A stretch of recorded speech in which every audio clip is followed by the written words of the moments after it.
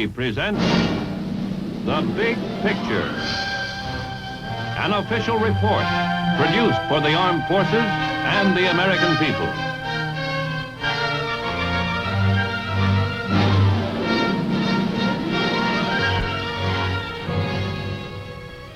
Today, our big picture camera takes us to our nation's capital for a visit with Sergeant Stuart Queen at the National Press Club.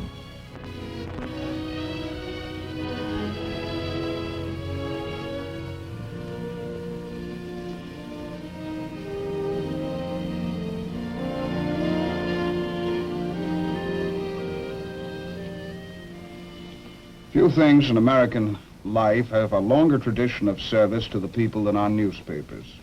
Since long before the Revolution, they have covered the growth and, well, progress of our nation. They have recorded our mistakes and our successes. They have reflected our grief and our humor.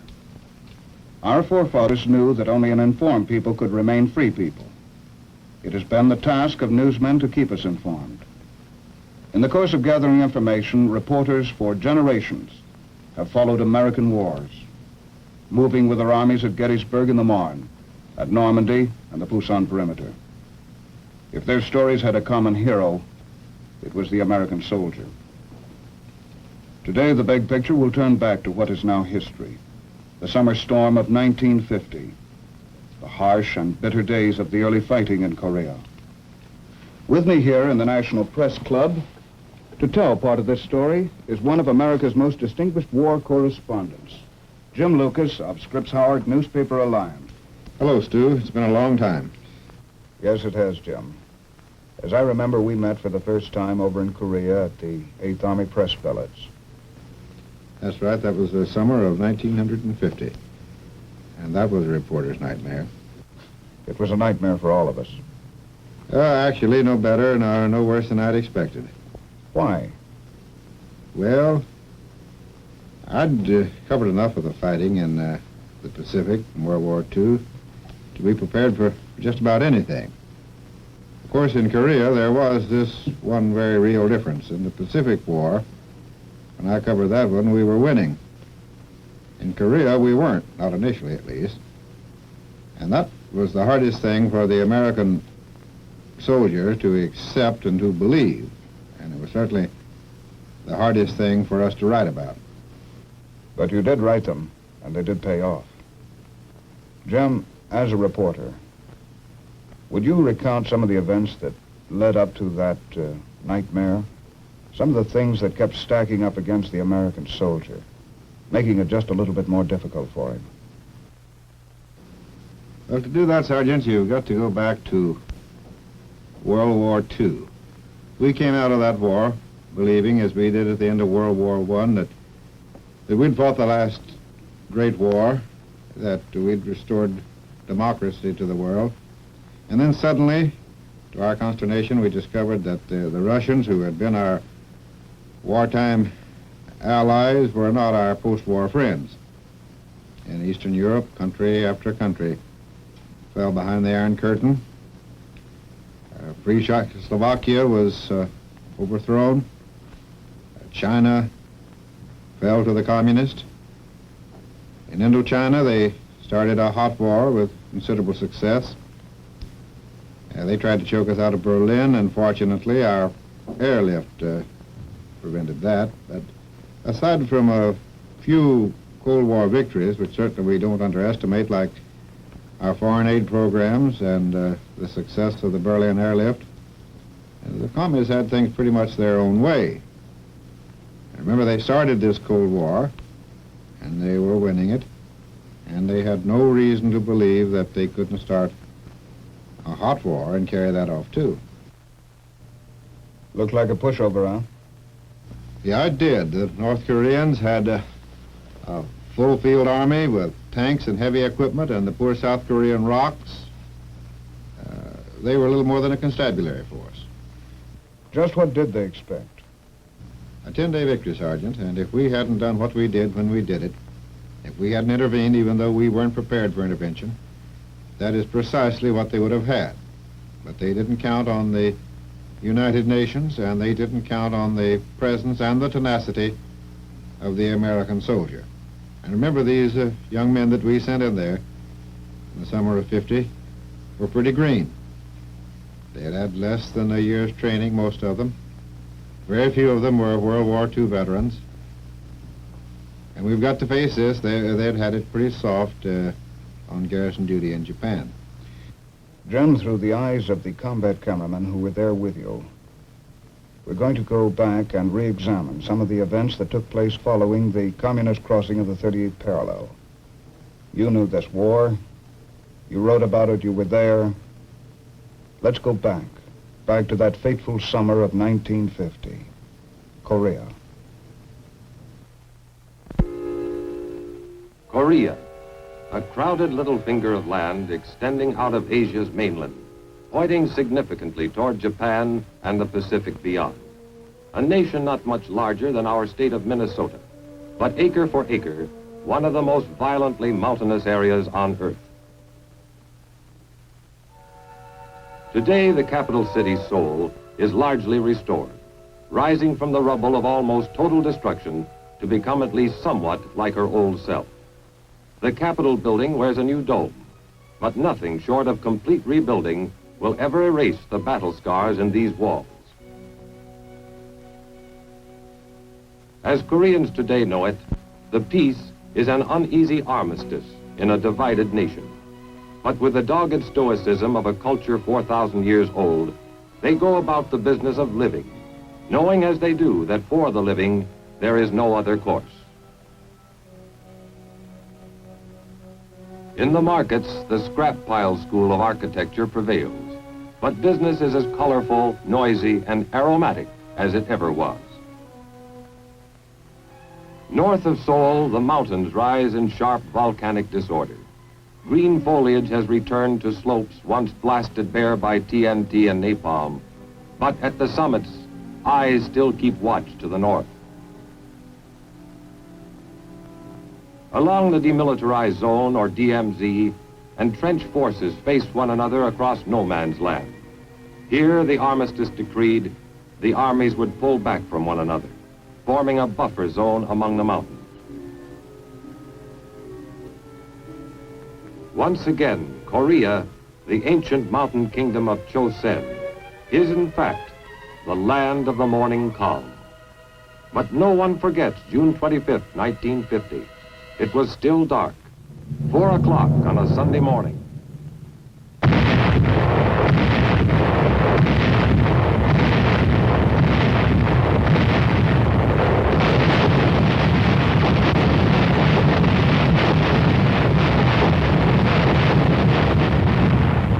South Korean villages awoke to a world suddenly filled with noise and plague. The communists, made bold by months of small-scale raiding across the 38th parallel, had finally launched their undeclared, all-out war of conquest. Half a world away in Washington, President Truman took immediate action, saying, "In these circumstances, I have ordered United States Air and Sea Forces to give the Korean government troops cover and support." Next day, at the United Nations in New York, United States Representative Warren Austin made our position clear beyond doubting. The armed invasion of the Republic of Korea continues. The Republic of Korea has appealed to the United Nations for protection. I am proud to report that the United States is prepared to furnish assistance to the Republic of Korea. Spearheaded by tanks, the Red forces had moved swiftly. In 2 days, they were attacking the capital city itself.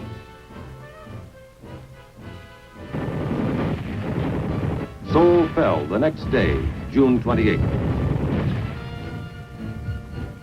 By June 30th, the communists had crossed the Han River south of Seoul and fought through the rail city of Yongdong-po.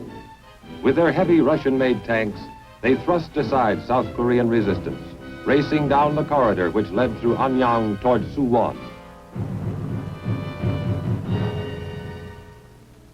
Here the helpless and homeless gathered, only to be told they must flee still farther southward.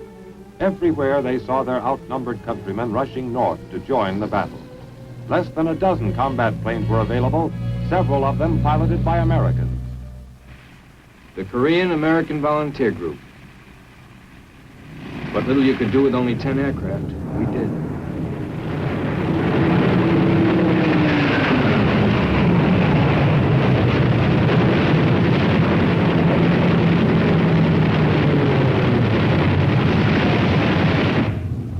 Even as the Red Armor swept toward Suwon, advance elements of the 24th Infantry Division were being airlifted to Korea from Japan.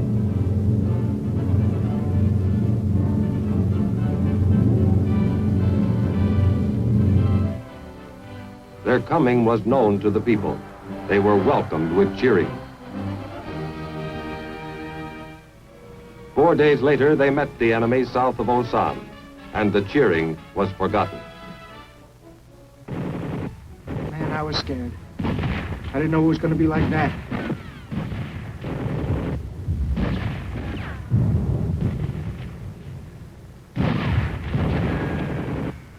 The enemy was a lot stronger and better trained than we'd heard. Some guys thought we'd have it easy. It didn't work out that way. Retreat. The few heavier weapons covered each withdrawal as best they could. Where they had divisions, we had companies. Pull back, fight, pull back again. 4 days and nights, nobody slept. We started with a good many green troops. Now anybody could still pack his gear, he was a veteran.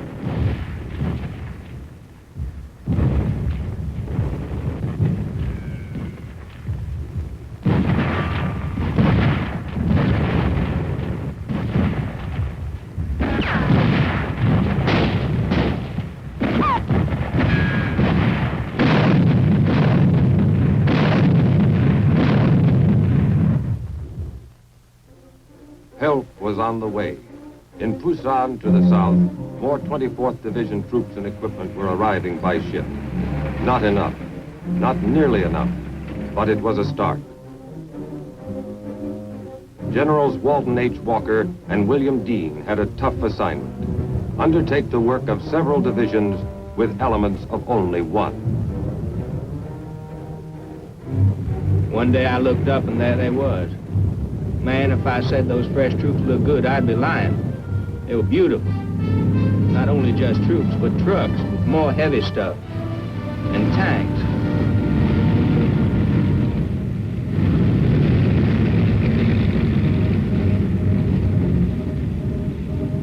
We met our first Red Armor 25 miles north of Daejeon.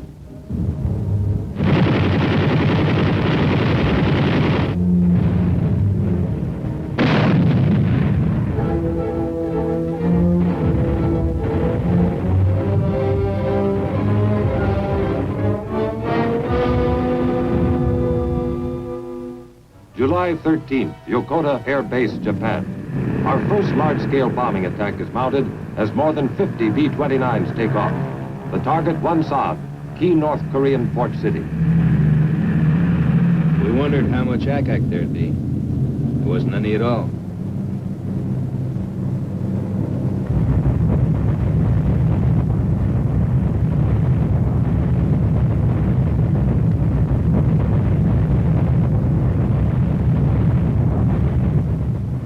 Be a little slow around Wonsan tomorrow. As the communists moved south toward Daejeon, we pulled back across the Kun River. This natural barrier offered another chance to buy time from the enemy. We took advantage of it.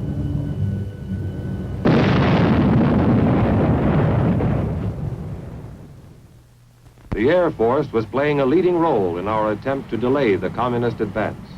Lacking bases in Korea, F-80 jets adapted oversized wing tanks for the long flight across the Sea of Japan. Angel 5 to Dofoot, over. Dofoot to Angel 5, request fire on enemy column due north, your position. Angel 5 to Dofoot, receive your transmission, will proceed, over. Dofoot to Angel 5, good luck.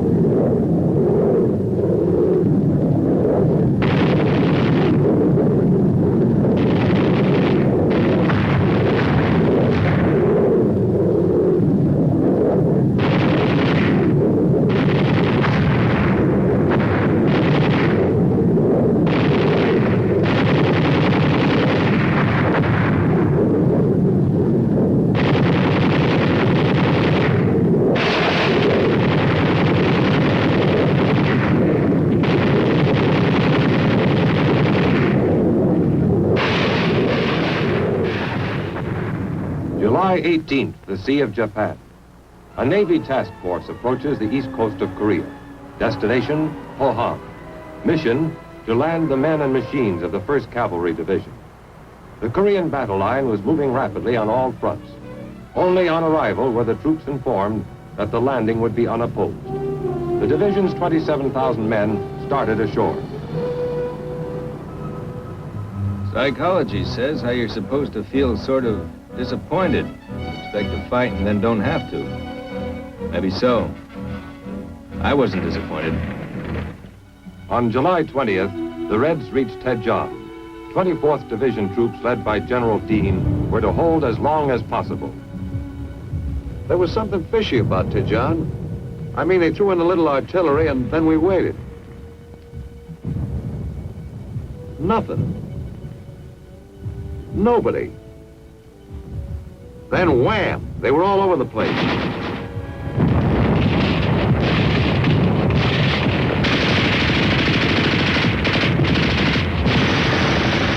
We found out we were surrounded. It was a case of move out fast or stay put for good. As it was, we were going to have to make a run down a corridor of fire a mile long, which we did.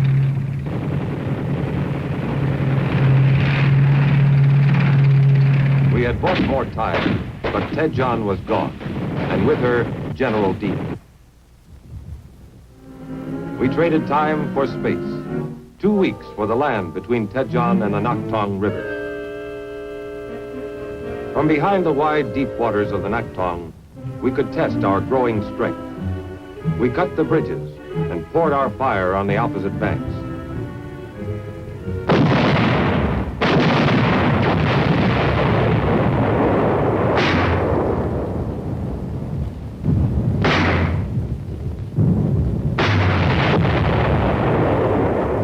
Daily communist attacks probed up and down the length of the line, searching for an opening. Daily we leveled upon those attacks all the firepower at our command. The line held. In the north and eastern sectors, ROK troops had recovered from the first shattering blows they had taken. They would retreat no more. Where tanks are concerned, Korea is no place to have a war. There's only 2 directions, up the hill and down the hill. And that perpendicular terrain puts armor in a straitjacket. Still, you do what you can. With a little added elevation, a tank's rifle can be darn good artillery. We found a way to get that extra elevation. It worked fine.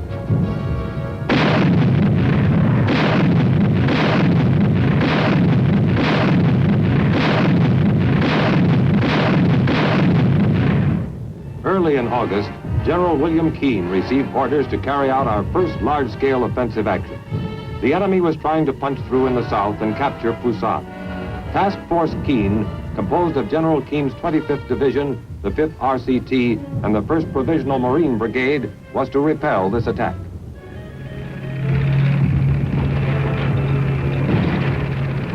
It was the 6th of August. I remember because that's my birthday. Also, it's the first time I ever got shot at. I remember thinking to myself, happy birthday, Charlie.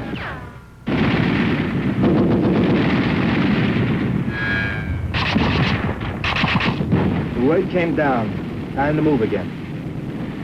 We had to get to high ground, set up a base of fire. The armor took charge of the low ground, and from the ridge line, sparked by the Marine Brigade, foot soldiers unleashed their fire. Methodical, concentrated, deadly.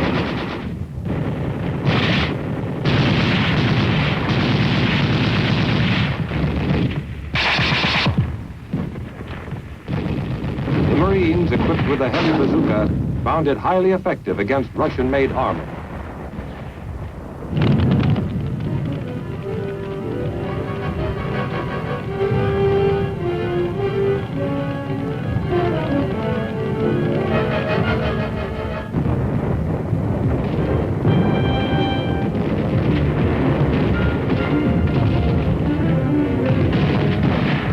Beyond, Marines and soldiers faced a dirty, dangerous task: to clear the area of Red snipers and stragglers. For veterans of the Pacific, the action was painfully familiar. Like the Japanese, the small-bodied North Korean soldier had a talent for hiding behind a bush no larger than you might grow in a window box.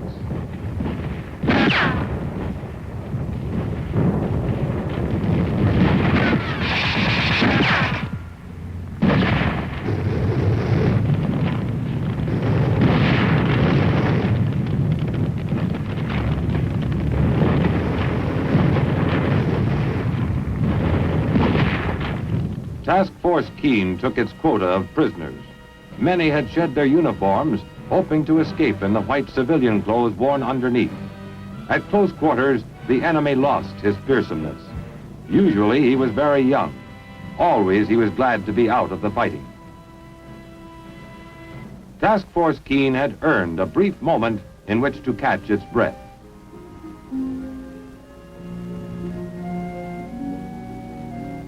Busan Harbor, August 29th. The first non-American troops to join the UN forces in Korea arrived from Hong Kong. 2 battalions from the Argyle and Sutherland Highlanders and the Middlesex Regiment. Tell the straight truth, we was happy to reach Korea. The past 6 months we'd been sweltering in Hong Kong. And it's so bloomin' hot, we was scared to dig a hole for fear we'd bust right through into hell. At least over here we'd be cool enough so's a man could enjoy his blinking tea time. September 1st, an all-out red offensive across the Nakhtong tightens our circle of defense. The siege of the Pusan perimeter is on. In the Sea of Japan, Task Force 77 carriers speed up their operations.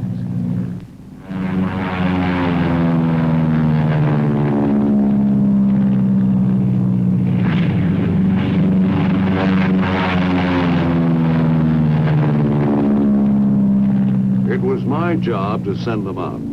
Every available aircraft, every usable minute of every day.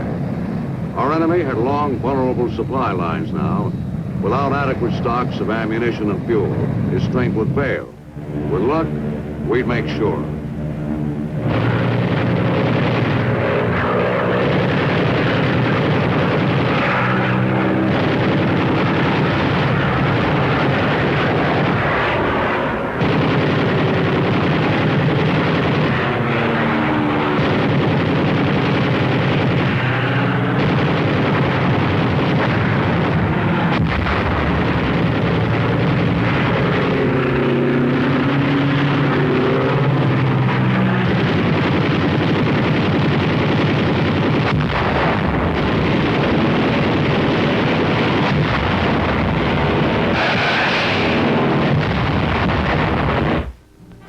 Perimeter held, and within its circle at Pusan, our strength was mounting daily, even as the Red Armies were dissipating their own.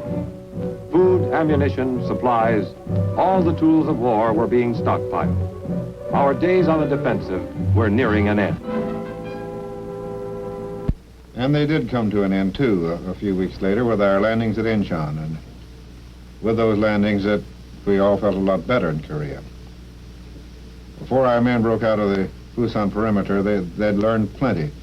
And they were getting the support and the logistics that they needed to fight.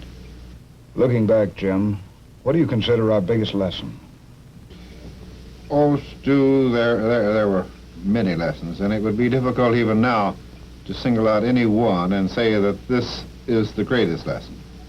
But if I had to pick one, I would say that it was the realization that we could never let that happen to us again, that we could never be caught with our guard down.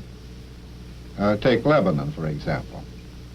When President Eisenhower ordered the intervention in Lebanon, we were able to send well-trained, well-equipped troops in sufficient numbers. They arrived in Lebanon before any trouble started. And arriving before the trouble started, they were able to prevent its happening.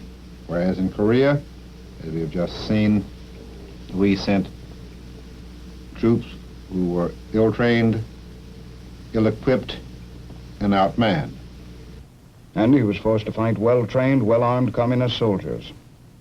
On their terms. The lesson, I think, is obvious. If we're able to deal with these brush fire wars before they start, then there's considerably less chance of their starting in the first place. Lebanon could have been another Korea. And much worse, because Korea was an isolated little peninsula, and we were able to contain the war within the confines of that peninsula. Whereas Lebanon, if it had ever gotten out of hand, if the fighting had actually started, might have spread throughout the whole of the Near East. Jim, I know you've marched and driven with just about every Army unit, both at home and overseas. But has the individual soldier changed any since Korea? Well, Stu, he's still our secret weapon. I suppose there have been superficial changes. The weapons and the equipment that he handles and fires would have amazed and baffled his older brother who fought in Korea. He's certainly the best trained soldier we've ever had in our history. I understand his organization is more flexible and efficient and could be adapted to atomic warfare if we ever have to fight that kind of a war. There are many things that have changed, but there are many things that haven't. And these are the important things, I think. He's still the guy who must bear the burden of combat on his back. It's still the individual combat soldier who goes in and takes the ground for these missile sites and the more exotic weapons systems, to use a good Pentagon term, that we employ in 20th century warfare.